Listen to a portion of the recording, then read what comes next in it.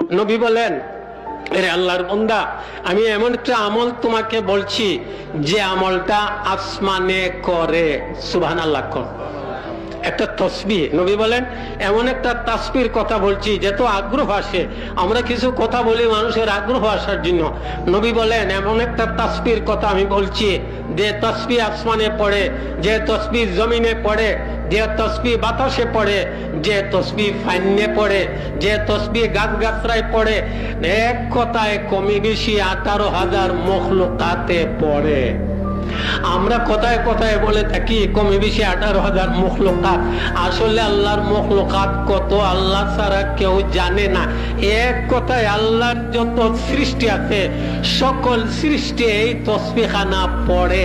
আওয়াজ দি সবাই সুবহানাল্লাহ কোন।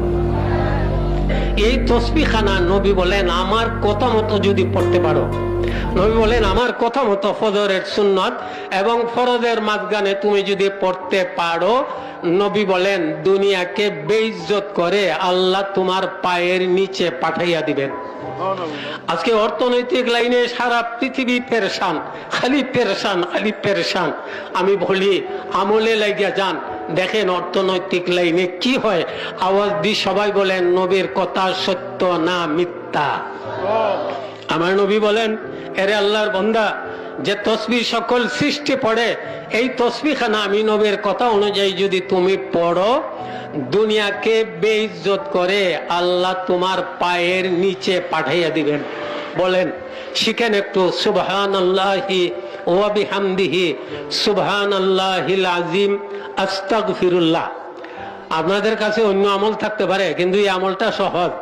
আমি খুব রিসার্চ করে দেখছি এই আমলটা সহজ।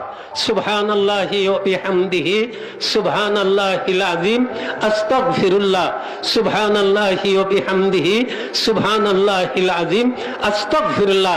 নবী বলেন ফজরের সুন্নত এবং ফরজের মাঝখানে এই তসবিহখানা কেউ যদি 100 বার করে, প্রতিদিন পড়ার অভ্যাস করে, দুনিয়াকে বেইজ্জত করে আল্লাহ তার পায়ের নিচে পাঠাইয়া দিবে।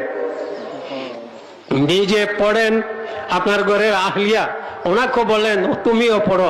স্বামী স্ত্রী মিলে দুজনে যদি আমল শুরু করে দেয়, বাহ্যিক তাদের কিছু নাও থাকতে পারে, জমিদামা নাই, চাকুরি নাই, আয়ের সোর্স নাই, এই আমলের বদলে আল্লাহ তাআলা এদের অভাব চিনতে দিবেন না। আল্লাহ তার কুদরত দ্বারা তাদের ঘরে সাহায্য পাঠিয়ে দিবেন। আজকে তো আমাদের ফরজ নিয়ে টানাটানি, সালাতুল হাজত নফল কত পড়বে। ইয়াদ রাখবেন, ফরজের সাথে সাথে যার নফল